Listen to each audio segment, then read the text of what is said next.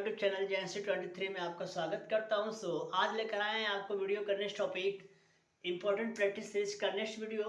Question दिया हुआ find quadratic polynomials if the sum of two roots is -5 and its product is 6।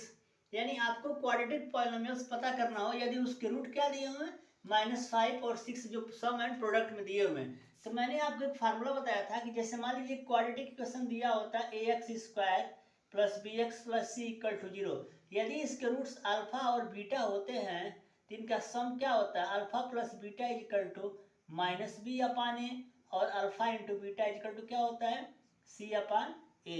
तो उसी के अकॉर्डिंग आपका क्वेश्चन क्या दिया होगा गिवन दैट पे लिखेंगे। गिवन दैट क्या दिया है sum of roots, sum of roots की वैल्यू क्या दिया है -5 और प्रोडक्ट क्या दिया हुआ है प्रोडक्ट ऑफ रूट्स क्या हो जाएगा 6। आपको पता होना चाहिए क्वाड्रेटिक पॉलिनोमियल जब भी फाइंड आउट करते हैं तो इसका फार्मूला होता है और वैल्यू दीजिए यहाँ पे क्या दिया है x² minus sum of roots कितना दिया हुआ -5 into x plus product of roots क्या दिया है 6 इक्वल टू 0। क्या कराएंगे इसको सम ऑफ रूट्स का वैल्यू ये होता है -5 प्रोडक्ट ऑफ रूट्स 6 दिया है और इसका क्वाड्रेटिक फार्मूला होता है x² minus sum of roots into x plus product of roots equal to 0। उसी में रख देंगे या इसको अगर यूं ही कहे तो ऐसे हम लिख सकते हैं x² minus alpha plus beta into x plus alpha into beta equal to 0। ये हमारा वैल्यू दिया है वही वैल्यू इसमें ला के रख देते हैं। इस तरीके से हम क्वेश्चन को क्या करेंगे सॉल्व करेंगे। The zero of the polynomial ay² plus ay plus 3 and y² plus y plus b then find the value of a and b।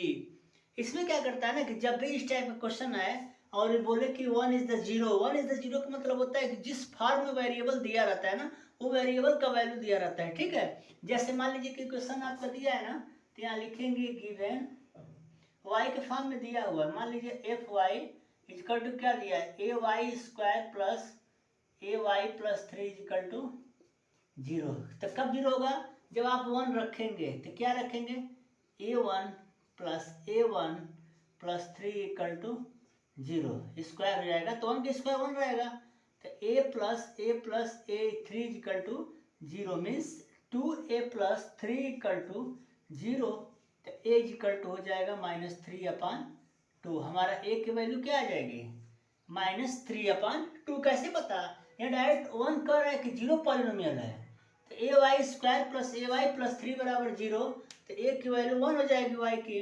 तो 1 का स्क्वायर 1 और उसके बाद a प्लस यानी 2a प्लस 3 इक्वल टू 0। तो 2a equal to -3 यानी a equal to -3 अपान 2। दूसरा question दिया आपका इसमें कि y² plus y plus b equal to 0 कब होगा तो आप डायरेक्ट रखेंगे एट y बराबर 1। तो यहाँ पे क्या हो जाएगा 1 का square plus 1 plus b equal to 0 means 1 plus 1 plus b equal to 0। तो b इक्वल टू क्या हो जाएगा -2।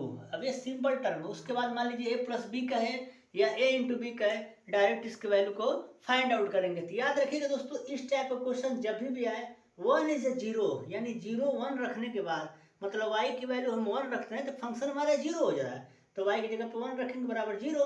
तो a प्लस यानी 2a प्लस 3 इक्वल टू 0। तो a इक्वल टू -3 अपान 2। वैसे ही सेकंड में हम रखेंगे y² plus y plus b बराबर 0 एट y बराबर 1। तो 1 plus 1 plus b equal to 0 यानी 2 प्लस b बराबर 0। तो b की वैल्यू क्या आ जाएगी -2। वीडियो